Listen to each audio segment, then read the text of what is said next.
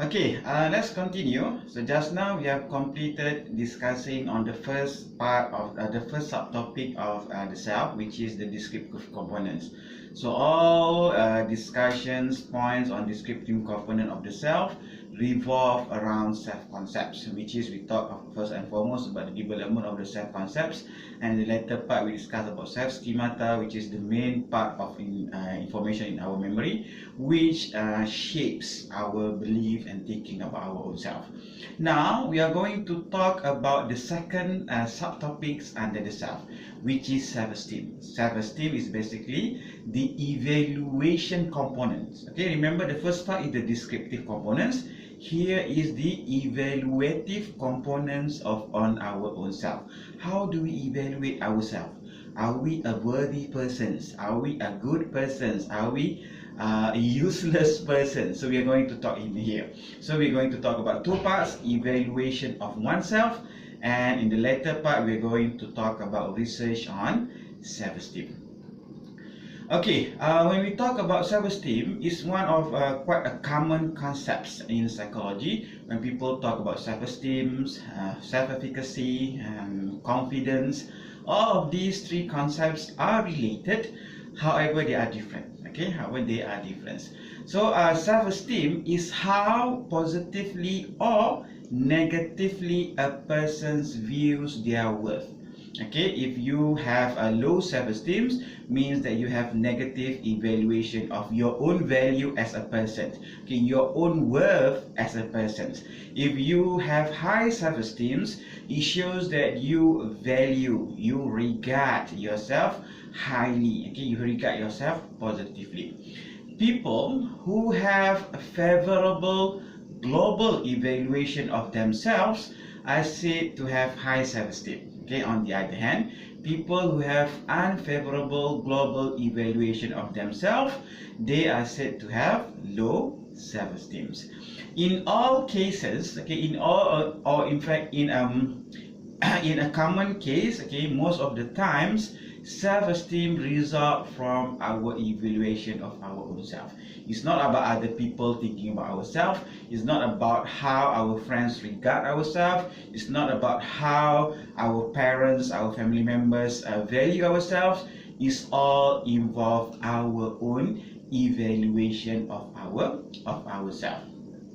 So self-esteem refers to our general evaluation of our self-concepts along a good or bad or like or dislike dimensions. So it's basically on the same dimension. If you have high or favorable self-esteem, you are basically evaluating yourself positively in the good continuums, okay, in the like continuums. On the other hand, if you have low self-esteem, you are evaluating yourself from an unfavorable perspective, from a negative perspective, from a dislike dimensions.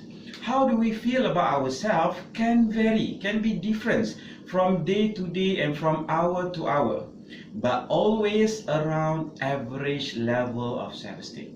Okay, sometimes we have a little bit low, sometimes we have a little bit high. Okay, usually it's not on the extremes, either it's too low or it's too high, but it can happen. Okay, it can happen given circumstances, our experience, and our own performance at that particular moment. People can evaluate themselves positively or negatively in different areas of their life. Okay, sometimes we can evaluate ourselves as a good person overall. Okay, but some other times we evaluate that I'm not a good student. Okay, I'm not an A student. I'm not a full-fledged student. Okay, I am an average student, or I am a poor student. But if you look at from social perspective, I'm a good friend. Okay, I'm a good person. I like to help others. Okay, I like to help people. Okay, I like to help people which I don't even know. I like to contribute to the community. So in this sense, your self-esteem regarding your academic performance is on average or low, but your self-esteem on your role as a social or citizens, okay, as a social persons, you are having high self-esteem. Okay, this is what it means by people can evaluate themselves differently, positively or negatively in different areas of their life. Okay, research on self-esteem. So basically, when I'm doing, reading through your seniors' final year projects, there are quite number of research focusing on self-esteem. Okay, it shows that students quite familiar with this concept. Okay, with these concepts.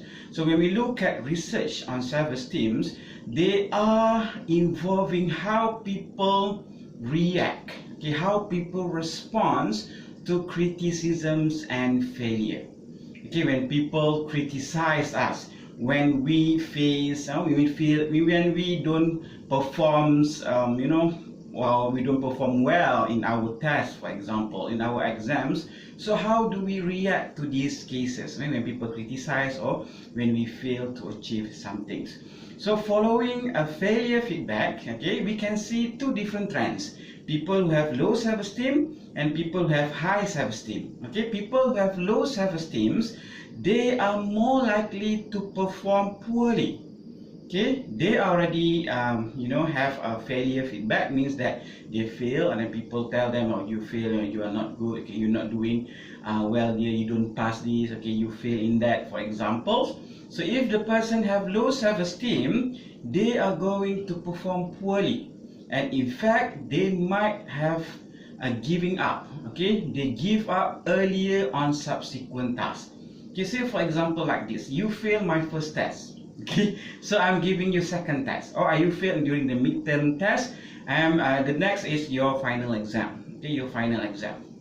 So if you have low self-esteem, you will even perform poorly during the final exam because of your self-esteem. In fact, you might already giving up. Okay, or I no longer want to study personality, for examples, because I'm going to fail. So these are the characteristics of people who have low self-esteem. On the other hand, people who have high self-esteem, when they receive failure feedback, okay, they don't perform well during the first test, they don't perform well during the midterm exams. For people who have high self-esteem, failure feedback, these kinds of occasion, this kind of experience will spurs them, okay, will encourage them, will inspire them into action on subsequent tasks. Okay, so for the final exams, what will they do? Less likely to give up.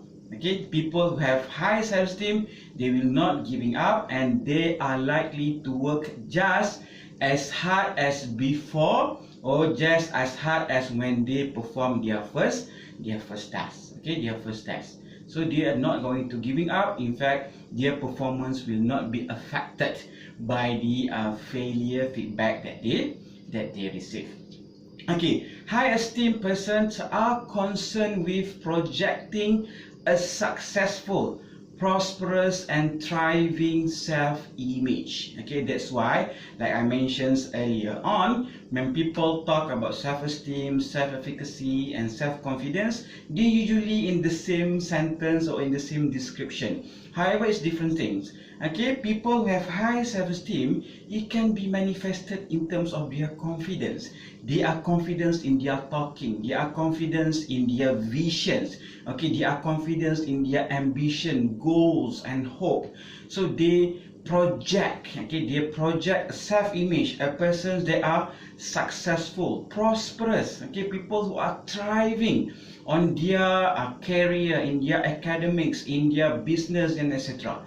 Okay, so these are the people who have high self-esteem. On the other hand, people who have low self-esteem, they are most concerned with avoiding failure. Okay, they are not targeting, they want to get an A, they want to get a 4 flat, they want to be the best in the among others, but their concern is very pessimistic. Okay, they just want to pass, they don't want to fail. Okay, so those are the two different characteristics of people in terms of their self-esteem. Okay, in terms of their self-esteem. So self-esteem is our own evaluation of ourselves. Okay, our worth as a person. Okay, our worth as a person in a way that how do we evaluate our own self.